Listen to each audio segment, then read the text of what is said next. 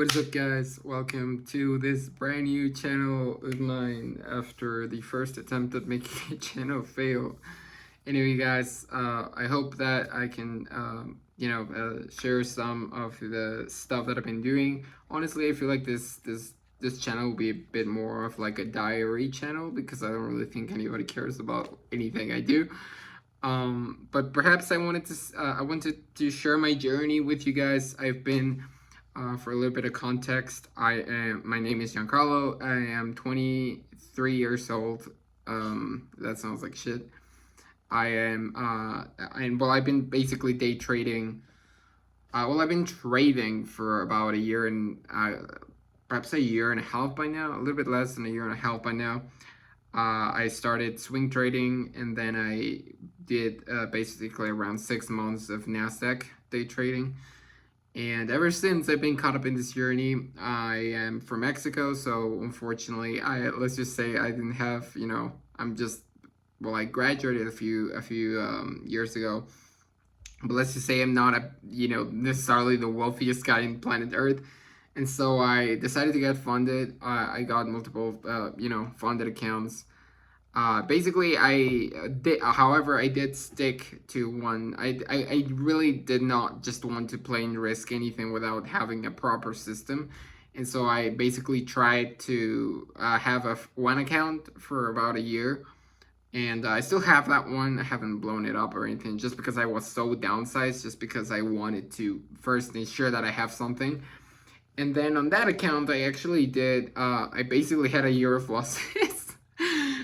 The account went, it was a 50K account, went down to 47, and then just in the last 2 months, I think I got it up to around 40. I got it basically back down to 50 with a system that worked. And basically in a month, I made like, I don't know, I made back like 2K, 3K, and with a system that worked, and it was actually pretty good. It wasn't broken. It had about I think it was like a 50% win rate, but it was with a risk to reward, my fixed risk to reward of 2 to 1, so it actually was quite profitable.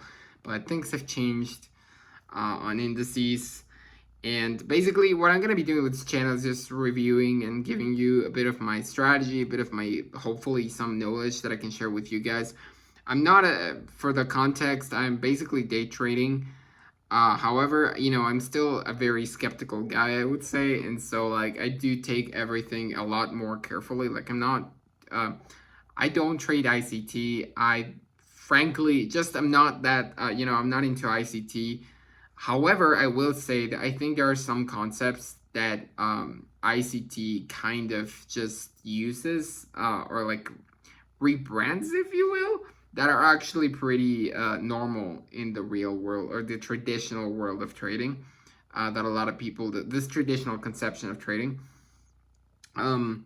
However, I just recently got a brand new account, and that's what I wanted to share with you guys. So I'm going to be trying to do for these brand new accounts. I actually got 3 accounts, but for this brand new account, I'm going to be trying to share some of my journey with this. I just finished my first week, and the brilliant part of this account is that I finally got stocks, which is what I wanted. I've never traded Forex. I'm not a huge Forex fan.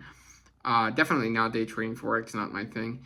I tried swing trading it, but it was not with fundamentals and stuff. But it didn't. I didn't really last long. Like I just stuck to Nasdaq essentially, and I know kind of like Nasdaq pretty well now. But we are like in a period of consolidation after the big interesting situation we had back in April 2025 right now, because of the tariffs, and we're stuck on this area of positive gamma exposure, which basically means, in other words, that volatility is like absolutely sucks compared to what I had on last month, and my strategy was very profitable with high volatility. But yeah.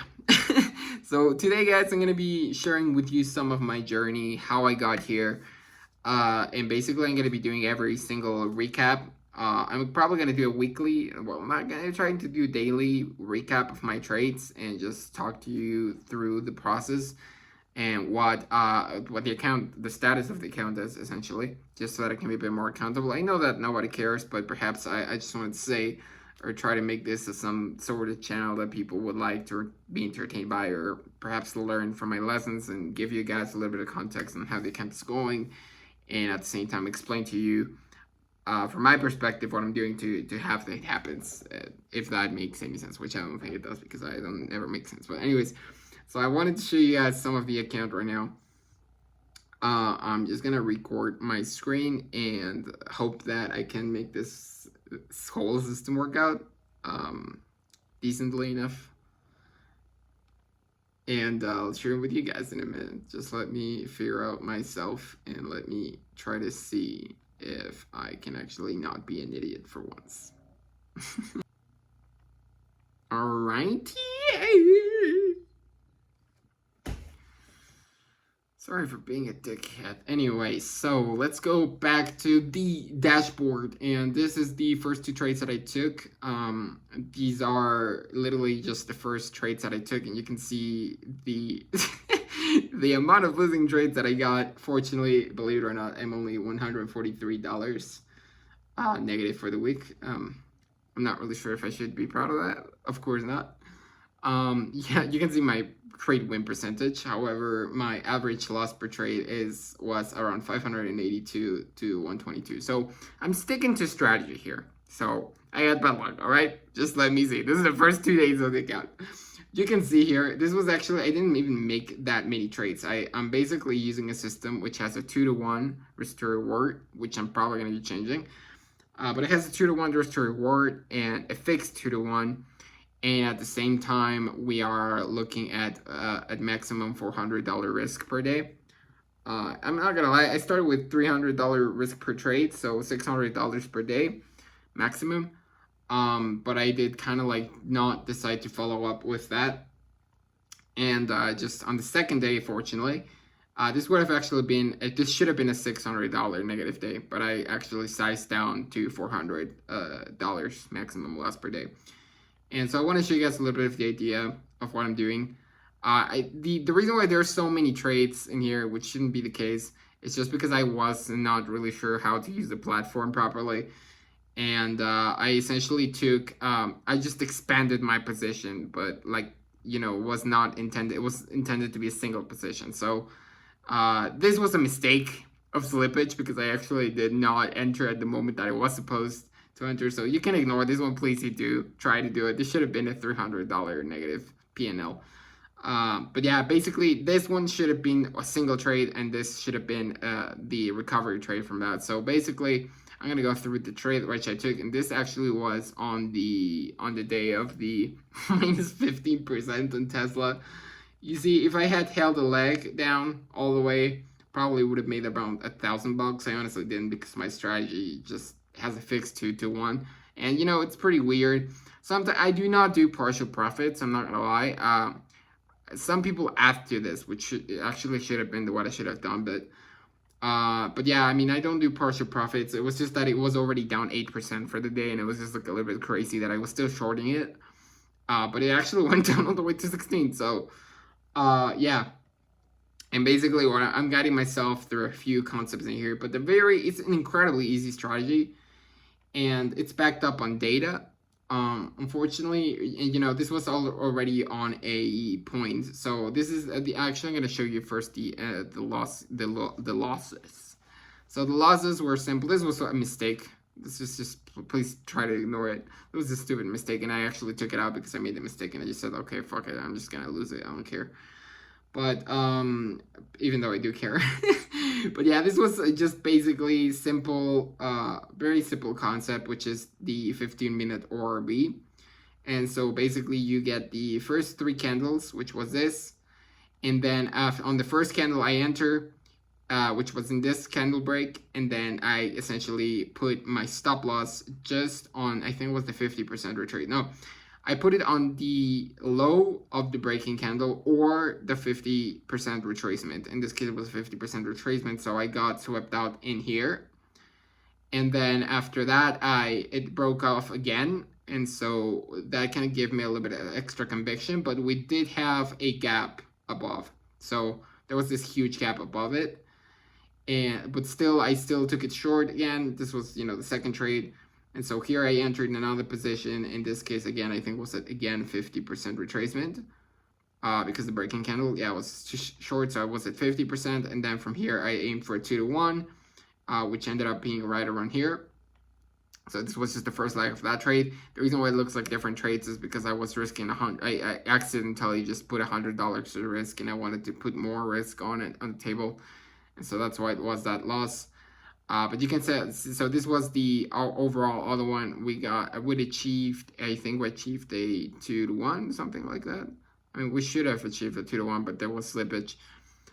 So yeah, we didn't achieve a 2-to-1. However, that was the same strategy applies for the second day. Though this time we actually had a 2. I mean, it was a kind of like, I mean, to be honest, I'm not really sure if I should have put this trade in because we've already had that, we were gapping up from the previous, increased low. This was also on Tesla. And the reason why I'm doing Tesla is just because of the volatility, basically. However, I got some stuff in here. So this is the 4-hour chart on Tesla. I'm sorry, this is the 5-minute chart on Tesla. But basically what I do is I do an analysis for the week. And based on gamma exposure and call and put walls. And right now, this is my analysis for the next week that we're going to go ahead and do. And yeah, this is basically my ideal. So we got a call wall in here. And we got, this is the expected range out of the options chain. And yeah, this is the hedging ranges. So these are the market maker hedging ranges, which is usually something that stays pretty strong on Qs. This does great. And then we got the expected ranges, and then we got the huge call walls. And so I'm trying to draft out what could happen. But you can say you can see that we had a pretty respectable trend line at this point. So we're going to be retesting this trend line, and if it breaks off, I would expect it to be a fake out because we got this high in here, well, this put wall, and so I'm most likely seeing this to reject. But if we do break, we could actually see a breakout towards 315, which is the next point. And actually, this is a gamma flip point. So this is where essentially the net gamma exposure of this actually turns positive, which could mean that if we do get into this environment, we could see probably some consolidation or chop around these two levels. So that's something that I'm watching for. And that's essentially what could be. This is what I'm looking at Tesla as of now in terms of that. I'm also looking at triple QQQ, which is something similar. I also got my plot of my levels on SPY and the Qs. But for now, I'm probably going to stick to Tesla. I also got NVIDIA, and I'm also going to be looking at of Airbnb, which is another one that I was really interested in. And the way that I get these is basically I'm trying to look at the stocks by filtering some stuff. So I want to show you some of the filters that I'm currently using. And right now I'm just looking at the volatility based. And basically I'm just looking for pre-market gaps. Also going to be applying a brand new idea that I got, which is essentially with this. I use many confluences, but right now, recently, I kind of been focused on just trying to center down on second day BWAP plays. And so this basically means what we're looking at is, if we got some like big idea or we got like a lot of volume. So we will look at pre-market changes, but also primarily look at relative volume. And so this is my priority right here, essentially, the most with the relative volume. And you can see Tesla and Airbnb were there. And we also look at pre-market changes on the pre-market gap, essentially. And so that's another strategy. But basically, for now, my idea or my main strategy is simply looking at the VWAP, and I got some data to back this up. But I want to, basically the idea is that we enter shorts or longs based on the 15-minute ORB, which in this case you can actually see here. And so as soon as this breaks, I place my stop in here. I place a stop order, a stop sell order in here. And if this candle, the breaking candle, was at the very least at the 25% retracement, which should be here, then my stop loss, if it reached, it doesn't matter whether it's the wick or the body or whatever, then I enter a short trade and with aiming for a 2-to-1. So in this case it did not. So basically what I'm saying with this is essentially this candle was didn't reach the 25% retracement. And so in this case, my stop would be at the 50% retracement, and I would be aiming for a 2-to-1 roughly. So in this case, you can actually see that I was swept out before I did that. So I was swept out at the 50%, and then it crashed again. And then after that, it closed, I think, in here, or was it? Yeah, I think, yeah. So it closed in here, and again, since this didn't reach the 25% retracement, that candle didn't reach the 25% retracement at the very least, then I enter another short at the 50% retracement, and that would be with a 2-to-1, which was roughly there. So, and you can see this lines up perfectly, because I actually have seen this on Qs. I see that usually on Bookmap. You can actually see that the levels, this is a pretty apparently well-known strategy, because I always see liquidity point. I'm not gonna lie, I always see liquidity point at the 2-to-1 with this strategy. So there you go. This was my short, and then we had the second leg down. I'm not really sure. I could have, if I had held this in, I mean, this would have been a fucking, of course I cannot predict that's gonna go all the way there. This would have been at 6-2-1. Oh my goodness. But if I had held it to the end of day, which to be fair I could have, I would have gotten at the very least a 4. But I mean, this is not really, you know, the typical situation. However, yeah, I mean, this is the current strategy, and for now I'm trying to do another strategy which is in place. You know, if there's the gamma, I need negative gamma exposure for this, so that's one of the criteria. I also, you know, I need some stock that makes sense with the stats that I'm telling you. And so one way in which I'm going to be telling you that I do is essentially go to here. Let's go to Edgefall and look for Tesla. And what I'm basing myself off of is just essentially, I'm going to use, we're using the 1 month because the market has changed so much. But you can see, you know, I'm expecting that on a 15-minute breakout, we're going to have a breakdown. You know, the most chances is that we're going to, about 80% chance that, or 70-ish% chance that we are going to be either breaking up or breaking down, not double break. So what happened on the second day, which was actually on the second day, I cannot show you guys my private window, so when you see my porn is private. All right, so yeah. on the second day here, we had 2 trades. Again, this was meant to be 2 trades, but I put the wrong position size. But I got essentially 2 trades wrong, and they were because we actually double broke. And weirdly enough, we actually had like a, so I'm gonna show you guys what I mean. So if we go to the 15-minute, just the 5th retracement, and you know, you could actually see this was already kind of ranging, and later I kind of understood why. But yeah, we basically had this 15-minute candle, and here was the thing, and then it got stopped out, and then we basically got stopped out twice because we tried to put the position 2 down there, but it would have gone nowhere really. But yeah, just consolidated, and the reason why I think that happened now that I'm retrospective, is because we got, this is a 2-day VWAP, and after this huge sell-off, this was anchored in here, and then we had this you know, continuation trade. As you can see, it literally, after this gap, we essentially just had consolidation. So it literally just broke over that 2-day VWAP and then just consolidated on top, essentially. And I didn't do much there. So yeah, that's probably what I'm guessing. Unfortunately, that was the case. I'm hoping to see some more action this next week. We're still in negative gamma exposure. Right around 317 is the gamma flip point. And so I'm still expecting some more bullish action depending on what this trend line does. And so I'm going to be looking for shorts on Tesla most likely. Or a sweep of this high and then a short. But we're going to have to see. We could break out of this trend line, but I really don't think we have enough of a reason to do that right now. And so yeah. Anyway guys, I hope you guys enjoyed this video. I just wanted to give you guys a little entry into what I'm going to be doing every week.